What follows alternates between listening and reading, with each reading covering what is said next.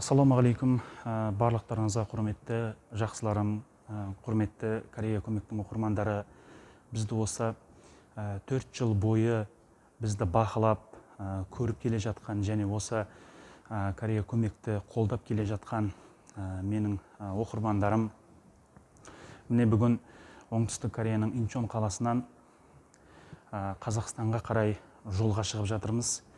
Яғни жолға шығуымыздың басты себебі де естеріңізде болса, өткенде сіздерге оңтүстік Кореяның Инчон қаласында жансақтау бөліміне түсіп, ауыр жағдайда жатқан Азиз Тұрдыкулов ағамыздың мәселесі бойынша бірнеше рет сіздерге видео жіберген болатынбыз. Міне алдымен Алланың арқасында, одан кейін сіздердің жасаған дұғаларыңызбен бүгін Азиз ағамызды ауруханадан алып шығып кеткелі жатырмыз. Азиз ағамыз 29 күн ауруханада жатты. 29 күн Азиз ағамыздың жағдайын біліп, не болып жатыр, қалай болып жатыр деп, осы ауруханада біздің күніміз өтті десек те қателеспейміз. Қазір жалпы аурухананың қаражаттары Азиз ағамыз үшін мінекей 25 миллион кәріс ақшасы шыққан. Енді көптеген отандастарымыз мысалға бізге сұрақ қойып жатады. Біз мысалы қайырымдылық жасап жатырмыз ғой деп. Я, дұрыс, сіздер қайырымдылық жасап жатырсыздар. Біздің Инстаграм каналымызда ол 300 мың адам деген, оның барлығы мысалға қайырымдылық жасайды деген сөз емес. Оны мысалға жай ғана тіркеліп бақылап отырған адамдар да бар.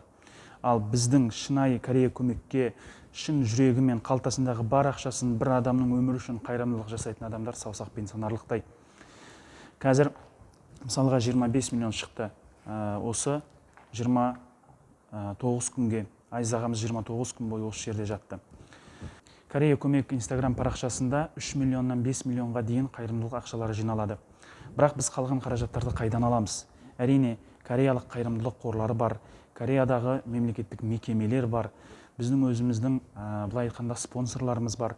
Әрине, олардан ақшаны ала салу, оларды жай ғана бере салмайды. Біз оларға осы папка құжаттарды дайындаймыз, оларды өткіземіз. Ол құжаттарда мысалға бір жерде біте қоймайды. Әр қалаға бару керек, әр жерге бару керек. Сондықтан алдымен осы сіздердің қолдауларыңыз, сіздердің жасаған қайырымдылықтарыңыз мінекей Азиз ағамызды Қазақстанға алып қайтып жатырмын. Азиз ағамызды не үшін Кореядан мен өзім алып қайтып жатырмын? Себебі ешкім жоқ Корея елінде. Бұл азаматты негізі басында ауруханаға түскенде дәрігерлер осы бір 3-4 күн ішінде қайтыс болады, денсаулығы нашар деп ақпарат берген болатын. Алайда біз әлеуметтік желілерде халықтың дұғасын сұрап, Алладан дұға жасап сұрадық.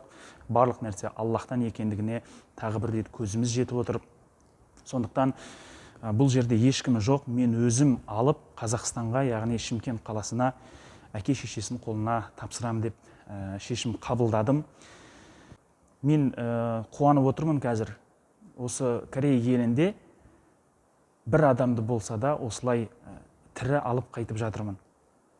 Өздеріңіз білесіздер, осы уақытқа дейін қанша отандастарымыздың мәйіттері Қазақстанға жіберілді. Жалпы біз өзімізде, Корея көмектің өзінде 17 Қазақстан азаматтарын мәйіттерін жіберген екенбіз.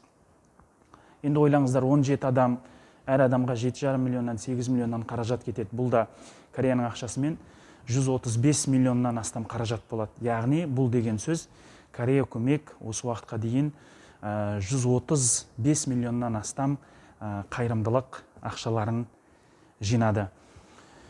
Барлықтарыңызға осылай қолдау көрсетіп, бізді осы экранның арғы жағында отырып, бізді қолдап жатқан барлық жандарға мен алғысым шексіз. Иіліп тұрып барлықтарыңызға рахметімді айтамын.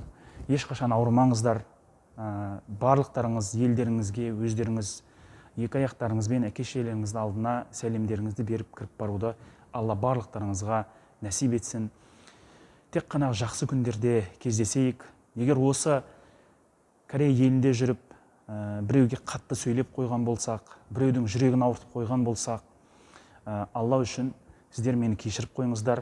Ал мен сіздерді, не болмаса мені ренжіткен жандарды мен Алла үшін сол уақыттың өзінде кешіріп қойғанмын. Сондықтан барлықтарыңыздан Алла разы болсын. Осылай шет елде жүріп, азғантай уақыттың ішінде бір-бірімізді қолдап, осындай үлкен қайырымдылықтар жасадық.